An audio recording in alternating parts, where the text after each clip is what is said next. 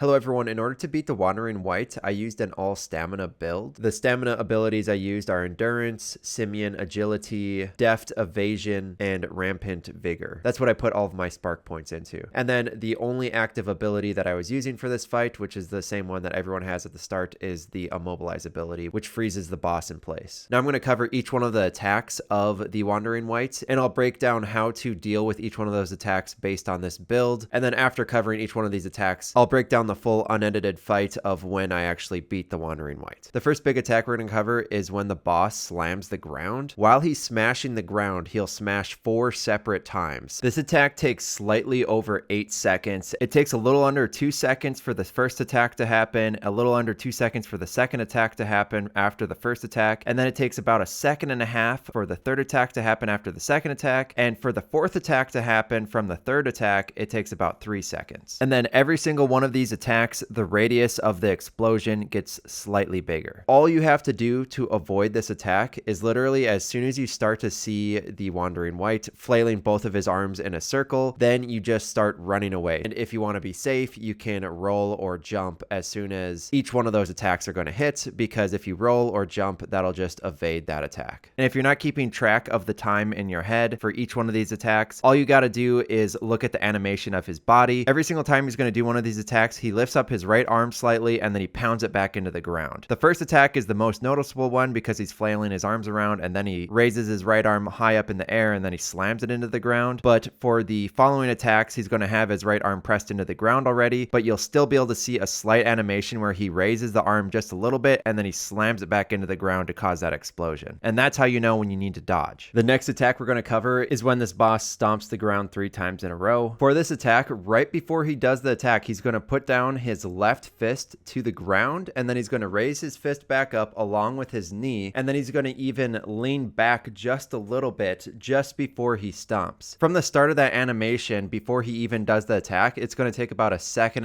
And then the second stomp attack is going to happen in about 0.5 seconds from the start of the animation. And then the third stomp is going to take a little over 1 second. So you're going to want to wait till he leans back all of the way with that leg raised, and then you're going to want to activate your dodge. Next up, we're going to cover his sweeping attacks. He's going to sweep the ground 3 times in a row with both of his arms. For the start of this attack, he's going to raise up his left knee in the air, and then he's going to jump on his right leg, and then he's going to raise up both of his hands in the air. And then finally, he's going to bring his right hand down and swing from right to left, and then the second attack is going to be from left to right, and then the third attack is going to be from right to left again. So right before the first attack, it's going to take 1.5 seconds roughly. Then the second attack is only going to take about 1/6 of a second. So it's going to be extremely fast right after the first attack. And then the third attack is going to take just barely over 0.5 seconds. And the main thing to know to dodge these sweeping attacks is to wait for his hand to rotate all the way behind his back, and then he's going to rotate his whole body to the side of the arm that's about to swing at you. And right when he rotates all the way almost facing away from you, that's when he's going to swing, and that's when you want to dodge. Next up, we're going to cover his headbutt attack, and all he's going to do for this one is he's going to plant both of his feet on the ground, and then he's going to tilt his head all the way back. He's going to pause for a moment right there, and then he's going to slam his forehead into the ground. That attack takes just over 0.5 seconds from the start of the animation to actually slamming his forehead on the ground. And all you have to do to dodge this one is wait for that brief moment while he has his head tilted back. Then you're going to dodge right when he starts to rotate his head forward, and that's when he's going to bring his head down. The next attack we're covering is going to be his force push attack. It's basically like Star Wars. He's going to light up his right arm while he's rotated to the left side, and then he's going to rotate to the right side, bring his right arm all the way behind him, and then he's going to rotate forward, and he's going to force push right in front of him, and it's going to break the ground right in front of him and push you back if you get hit by it. This whole attack takes about 1 second to activate, and the main thing you want to do to dodge this attack is when he rotates his right arm all the way behind him, he's going to kind of swing the right arm, and right as he's making that motion from going back to turning back forward, right when he makes that swinging motion, that's the moment that you want to dodge to the side. The next attack we're covering is when you are at range from the Wight. He's going to charge you, then he's going to flail both of his arms in circles while he's charging you, and then he's going to slam the ground with both of his hands. This attack takes just over 2 seconds to activate, and all you have to do to dodge this one is literally just dodge moving away from him in the opposite direction or run away from him. That'll normally be good enough, but if you are too close to him and he is going to hit you, the animation animation that you need to watch out for is right before he slams the ground, he's going to jump up on his right leg, and then he's going to raise his left knee into the air. And right when he brings down his left knee to the ground, then he's going to take both of his hands, which he already has up in the air, and he's going to slam them to the ground. So the moment that the left knee comes down and both of those hands, that is the moment that you want to dodge. The next attack we're going to cover is his charging clap attack. This attack normally triggers when you're at range, but it varies. It's basically like Hulk's clap from Marvel. You can tell there's some influence here.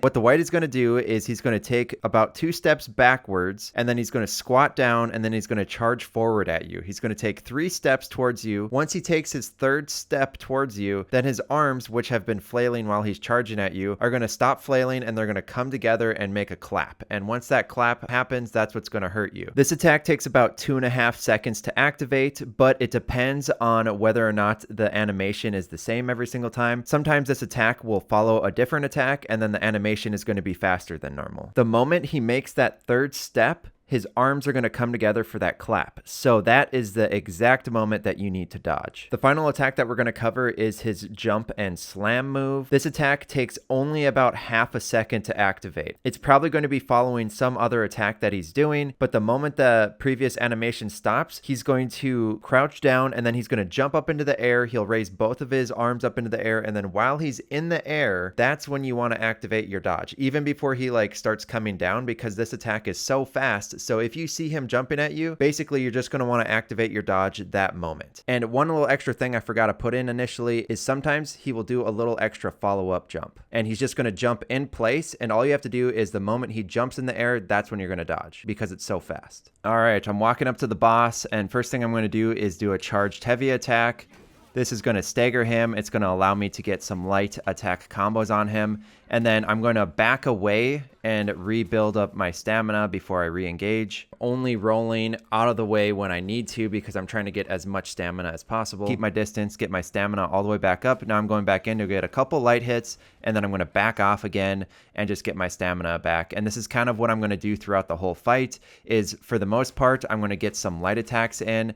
And then when I have my immobilize ability available, I'm going to immobilize him, which I just did. And then I'm going to attack him as much as I can. And hopefully I'll stagger him once he becomes unmobilized, and stagger him so much so that he falls on his back. And like we broke down earlier in this video, right now I'm just trying to dodge those attacks. He did his ground slam, and then he did his force push attack. I'm trying to dodge those. Now I see he's doing a charging clap attack, so I want to dodge that.